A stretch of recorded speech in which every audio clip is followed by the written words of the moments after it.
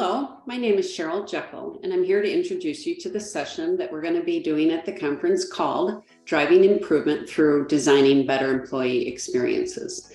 You're going to learn some tools there. One is an empathy map, as well as how to support those through what we call personas that you can use to drive improvement in any range of employee or team member experiences that you might want to apply them to. So what is an empathy map? So that is, if you've ever done process mapping, that's something where we lay out the steps to a specific process.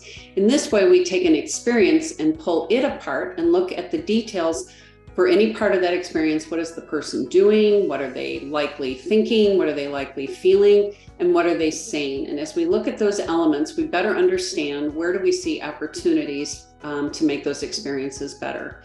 The personas fit into it as something that we use to group types of people together. So you wouldn't use an empathy map on every single person, right? We would come up with some groups given a different type of experience that you're looking at that makes sense to look at.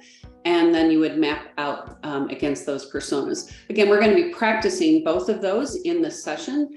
I think hopefully you'll find most of our participants, once they're in the session and they practice, they do feel able to take that back, work on it with other groups. A lot of this is done in teams or groups, depending upon whether you use this for maybe a continuous improvement event, strategy deployment, or how to help people connect to the bigger picture. Certainly, how you attract talent, how you meet people in the open market, how you bring them in, what do they experience as they get to know your organization, and certainly what do they experience as they are onboarded after they're hired.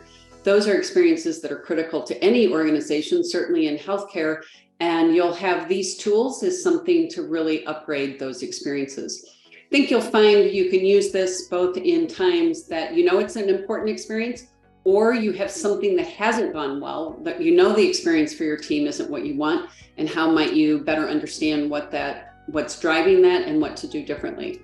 So we look forward to seeing you at our session, and thank you for your time.